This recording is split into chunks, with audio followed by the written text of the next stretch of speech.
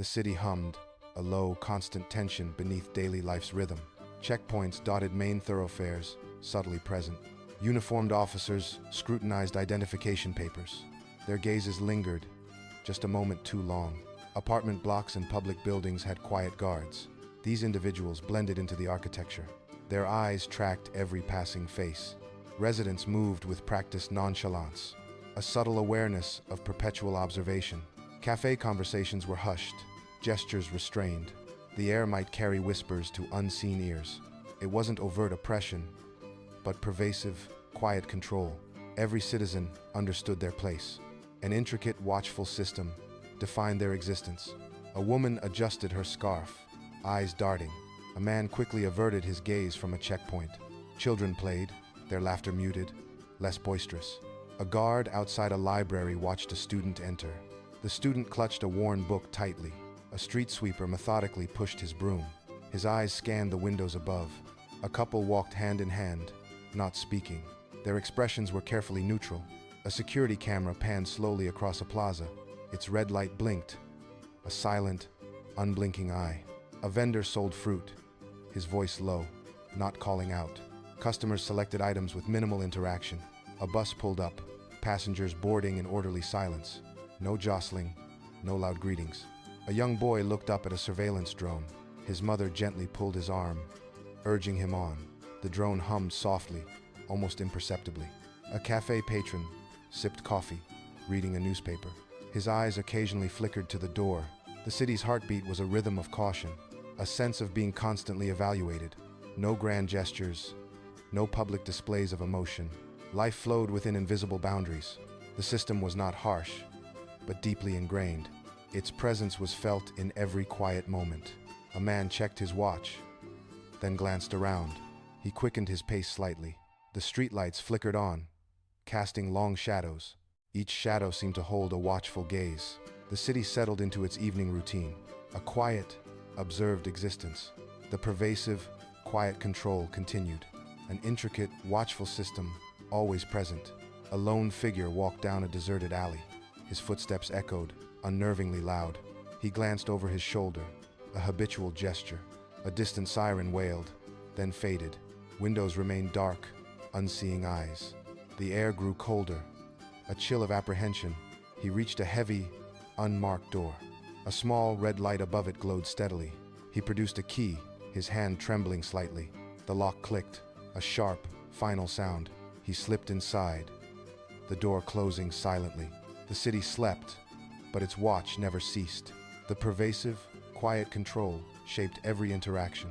A unique social dynamic emerged from constant surveillance. Trust became a rare, carefully guarded commodity.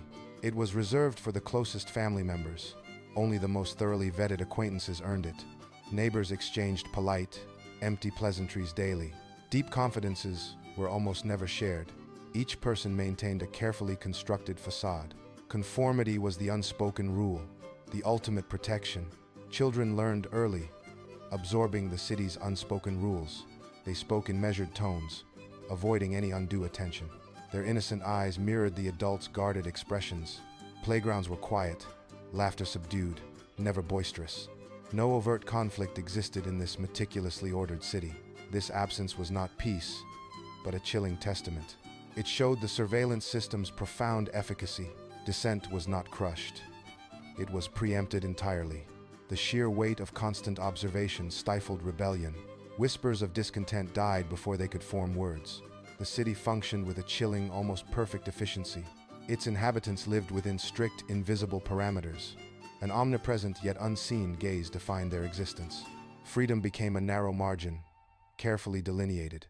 It was defined by what was permitted, not by choice. More importantly, it was defined by what remained unseen. A young woman walked down a bustling market street. Her eyes scanned faces, a practiced, subtle movement. She bought bread, her transaction brief, her voice low. A vendor offered a small, knowing smile, quickly withdrawn. He glanced over his shoulder, a habitual, nervous tick. A man in a cafe read a newspaper, his face impassive. His eyes, however, subtly tracked passers-by outside. A child dropped a toy. Its clatter seemed unnaturally loud. The child quickly retrieved it, looking around anxiously. Parents offered reassuring, yet firm, glances. Even small gestures carried unspoken weight. The city's heartbeat was a muted, rhythmic thrum. Every citizen was a cog in this intricate, silent machine. Their lives flowed, guided by unseen currents of control. The air itself seemed to hold secrets, unspoken truths. No one dared to challenge the invisible boundaries. The system was too vast, too deeply ingrained. It was a silent watch, a perpetual, unblinking eye. The citizens adapted, their resilience a quiet defiance. They found small joys within their limited freedoms, a shared glance, a fleeting moment of understanding. These were the true currencies of their existence. The city continued its silent, efficient operation. A checkpoint, concrete barriers, armed guards, stern faces. Citizens presented their identification, eyes downcast. The guards scrutinized documents, their movements precise. A car was waved through, its occupants barely breathing.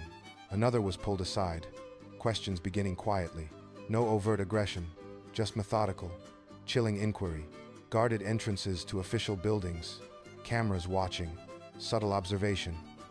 A man reading a newspaper, too still. A woman adjusting her scarf, her gaze lingering too long. The residents moved with a practiced, almost balletic caution.